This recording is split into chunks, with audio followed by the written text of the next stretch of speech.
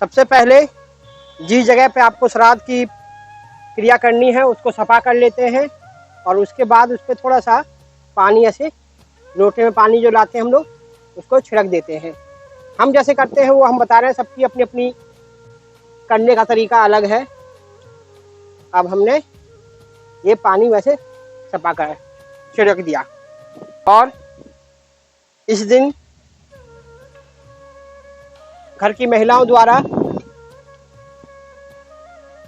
खीर, पूड़ी, हलवा ये सामग्री बनाई जाती है और इस तरह से जो है 16 पत्ते जो है हमें निकालने जाते हैं। तो ये मैं बरगद के पत्ते लेके आया हूँ, जो मैंने बरगद लगाई थी, और ये 16 पत्ते हैं।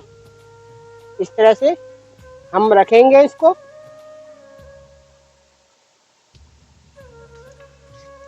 एक, दो, तीन, चार, 5, 6, 7, 8, 9, 10, 11, 12, 13, 14, 15, 16। अब ये 16 पत्ते हो गए हैं और इसके बारे में मैं अभी जानकारी आपको ना, ये करने के बाद मैं आपको इसके बारे में पूरी जानकारी दूंगा। इसका वैज्ञानिक कारण क्या है वो भी बताऊंगा और इसका मान्यता क्या है वो भी आपको मैं बताऊंगा। सारी चीज़ें एक एक परत करके मैं बताऊंगा आपको। तो सबसे पहले हम ये काम कर ले रहे हैं। आज जो है हवा बहुत तेज चल रही है, जिसके कारण जो है ना पत्ते उड़ रहे हैं।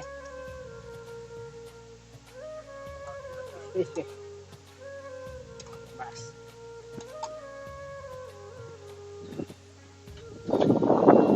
ये ले जा। और लास्ट में जो है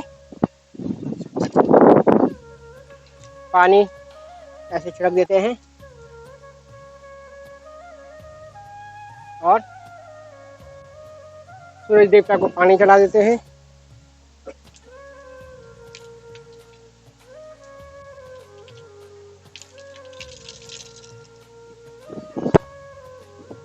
तो साथियों, आपने देखा कि हमने किस तरह से जो है श्राद्ध की प्रक्रिया को पूरा किया।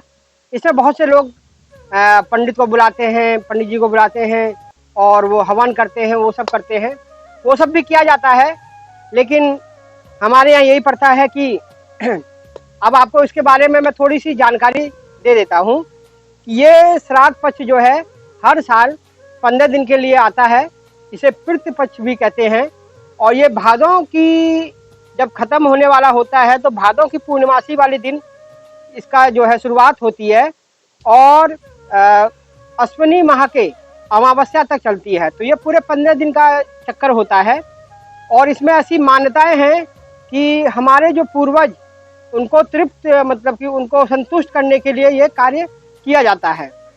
तो ये अब कब किया जाता है? तो ये अगर आपको अपने मान लीजिए माता पिता हैं या दादा दादी हैं या परदादा है, ये 3 पीढ़ियों तक आपको मनाया जाता है। 3 पीढ़ियों का आप जो है श्राद्ध कर सकते हो, क्योंकि उससे पहले की पीढ़ियों को बहुतों को नहीं मालूम होता है। तो 3 पीढ़ियों तक का आप श्राद्ध हमारे द्वारा किया जाता है। तो इसमें होता क्या है कि जैसे आपको अपने दादा की या पिता की या माता की मृत्यु हो गई है और आपको उनकी तिथि मालूम है कि वो इस दिन जो है उनकी अंतिम सांस ली थी उन्होंने, मान ली कि एकादशी को ली थी, द्वादशी को ली थी, चतुर्थी को, पंचमी को, तो आपको फिर उसी दिन जो है वो आपको, जैसे कि अब ये 1 से लेकर 15 दिन होंगे ना, तो आपको उसी दिन उनका श्राद्ध करना पड़ेगा। लेकिन पहले लोग इतनी जानकारी नहीं रखते थे, तो उनको पता नहीं होता था कि हमारे पूर्वज या हमारे दादा कब गुजरे थे या पिता कब गुजरे थे। तो उसके लिए है कि आप नवमी को या फिर अमावस्या को, जो अंतिम दिन होता है श्राद्ध का, उसमें आप सारे लोग, मतलब सबके लिए आप कर सकते हो, उनका पुण्य प्राप्त आपको उतना ही होगा। तो ये विशेष कर जो है हमारे पूर्वजों को जो थे उनको तृप्त करने के लिए और उनको मोक्ष प्राप्त करवाने के लिए, और उनको हम लोग श्रद्धांजलि देते हैं कि हे मेरे पूर्वज, हे मेरे दादा दादी, जो भी आप जहाँ भी है सुख शांति से रहें और हम पे अपनी कृपा जो है बनाए रखें। तो अब मैं एक बात और कहना चाहूँगा कि अगर आप जीते जी अपने दादा, अपने दादी, अपने माता पिता की सेवा करते हो ना, तो वो ही सबसे बड़ा श्राद्ध कर्म है। वही सबसे बड़ी पूजा है, वही सबसे बड़ी भक्ति है। अगर आप जीते जी अपने माता पिता की सेवा नहीं करते हो, अपने दादा दादी की सेवा नहीं करते हो और उनके मरने के बाद 56 प्रकार के भोजन उनको मतलब कि आप अर्पित करते हो, तो वो कोई फायदा नहीं है। ये श्राद्ध कर्म कोई मायने नहीं रखता। अगर आपके पूर्वज अगर आपके माता पिता वर्तमान में आपके साथ रहकर दुखी हैं, आप उनकी सेवा नहीं कर रहे हो, तो ये सब काम नश्वर है। इस काम का कोई मूल्य नहीं है, ये सब बेकार चला जाएगा।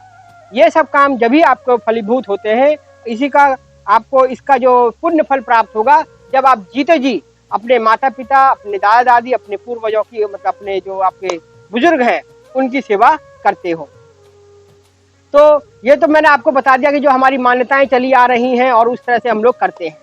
अब इसका मैं आपको वैज्ञानिक कारण बताता हूँ, जो बहुत जरूरी है बताना हमारी आने वाली पीढ़ी को। ये नहीं कि मतलब लोग बात करते आ रहे हैं तो हम भी करें। ये इससे क्या है ना, हमें शांति मिलती है। इसकी मान्यता जो है कि इसे हमें शांति मिलती है, हमें विश्वास होता है कि हमारे पूर्वज जो है इसको खाएंगे, मतलब इसको जैसे कौवा खाता है या कोई जानवर खाता है या कोई चीज़ खाती है कि हमारे पूर्वजों ने खाया, तो ये हमें मन को शांति मिलती है। लेकिन इसका वैज्ञानिक कारण क्या है कि ये जो 15 दिन होते हैं, ये जो आपका सावन के महीने के बाद और ये दिन जो पीरियड होता है, इसमें क्या होता है, जीव जंतु और पशु पंछी और जो आपके हैं वो उनका प्रजनन काल चलता है। प्रजनन काल चलता है का मतलब क्या है कि वो मतलब कि बच्चा को जन्म देती हैं। अगर अंडा पंछी है तो अंडा देती है, तो वो अंडे में से बच्चे निकलते हैं। या कोई गाय बकरी भैंस जो भी है, जो भी जीव जंतु है, कुत्ता है, कोई भी है, वो इस समय जो है प्रजनन काल चलता है। तो जब वो अपने बच्चों को जन्म दे देती हैं या अंडे में से बच्चे निकल जाते हैं, तो उनको पौष्टिक भोजन चाहिए होता है। तो पहले क्या था, पहला इतना आधुनिकीकरण नहीं था, इतनी जनसंख्या नहीं थी, तो पहले आदमी की जनसंख्या कम थी, मनुष्यों की, लेकिन हमारे पंछियों की, जीव जंतुओं की जनसंख्या बहुत थी। तो हर घर से जो है, मान लीजिए हर कोई श्राद्ध करता है, तो बहुत सा जो है पौष्टिक खाना, ये जो क्या है, घी में बनता है, खीर बनती है, हलवा बनता है, पूरी बनता है। ये पौष्टिक खाना जो है हम लोग पीपल के नीचे, गाँव में जो है बरगद के नीचे, पीपल के नीचे या कहीं और रख के आते थे, तो जिससे क्या होता था, वो जीव जंतु उसे खाते थे और उनको ताकत मिलती थी। तो इसका वैज्ञानिक कारण ये है कि इसको जैसे मान लो कौवा है, अब कौवा का प्रजनन काल चल रहा है, उसके अंडे से बच्चे निकल गए होंगे, लेकिन अब उसको क्या है, पौष्टिक खाना चाहिए। तो पौष्टिक खाना तो अभी मतलब मिलता है, मतलब पेड़ पौधों से तो खैर मिलता ही है, लेकिन इससे क्या होता है कि हर कोई आज कर रहा है, कोई कल कर रहा है, तो 15 दिन लगातार करते थे लोग बाग, तो उनको क्या है, ये पौष्टिक खाना मिलता था। तो इसलिए जो है वैज्ञानिक कारण तो इसका ये है। और मैं आपको एक बात बता दूं, हमारे पूर्वज बहुत ही माइंडेड थे, पढ़े लिखे नहीं थे, वो अलग बात है, लेकिन उनको एक एक परत का ज्ञान था कि मतलब कि हमारे जो त्योहार है ना, हमारी जो चीज़ हम मनाते हैं, मान्यताएं हैं या त्योहार है, हर जो वो वैज्ञानिक रूप से बहुत सटीक है। आपको मैं बहुत से कारण बता सकता हूँ। अब दिवाली है, दिवाली पे क्या करते हैं हम लोग, पूरे घर की सफाई करते हैं। इसका वैज्ञानिक कारण मालूम है आपको? इसका ये है कि बरसात के बाद सर्दियाँ शुरू होती हैं। बरसात में क्या होता है कि फफूंदी लग जाती है या सीलन आ जाती है घरों में, या मतलब बहुत सी चीज़ें होती है ना, बरसात में कीड़े मकोड़े आ जाते हैं। तो वो घर की सफाई इसलिए करते हैं कि ये सब चीज़ें मतलब सीलन खत्म हो जाए, या घर की सफाई इसलिए कि कीड़ा मकोड़ा हो तो भाग जाए। लेकिन उसका बहाना, हमारे पूर्वजों को ना बहाना बनाना था, किसका, भाई किसी चीज़ का मान्यता दो, नहीं तो ये लोग बाग करेंगे नहीं। अब दिवाली है तो ये मान्यता कर दी कि आपको घर की सफाई करनी है, नए कपड़े पहनने हैं, रंग रोहन करना, यो भी करना है। तो हमारा हर त्योहार, हमारा हिंदू धर्म में हर त्योहार कहीं ना कहीं से वैज्ञानिक रूप से खरा उतरता है। तो मैं इसीलिए कहूँगा कि हमें अपने त्योहारों को मान्यताओं के साथ साथ उनका वैज्ञानिक कारण भी पता होना चाहिए, और हमें अपने त्योहारों को अवश्य जरूर मनाना चाहिए, और अपने बच्चों को बताना चाहिए कि बच्चे ये इसलिए मनाया जाता है, इसका वैज्ञानिक कारण ये है और इसकी मान्यताएं ये है। तो आशा है, मैं तो वैसे प्राकृतिक से जो है जुड़ी हुई चीज़ें करता रहता हूँ, लेकिन ये ऐसी चीज़ें भी जो है ना, ये प्राकृतिक रूप का ही हिस्सा है, ये हमारी जीव जंतु ये सब जो है उसी का हिस्सा है। तो मैं आपको ये भी बताता रहता हूँ, और आगे भी मैं बहुत सी चीज़ें आपको बताऊँगा। तो आशा है आप लोगों को मेरी आज की वीडियो पसंद आई होगी, और इस तरह की वीडियो अगर आपको पसंद आती है तो आप लाइक शेयर कमेंट कर सकते हो, और मेरी चैनल को सब्सक्राइब कर लें तो और अच्छा होगा।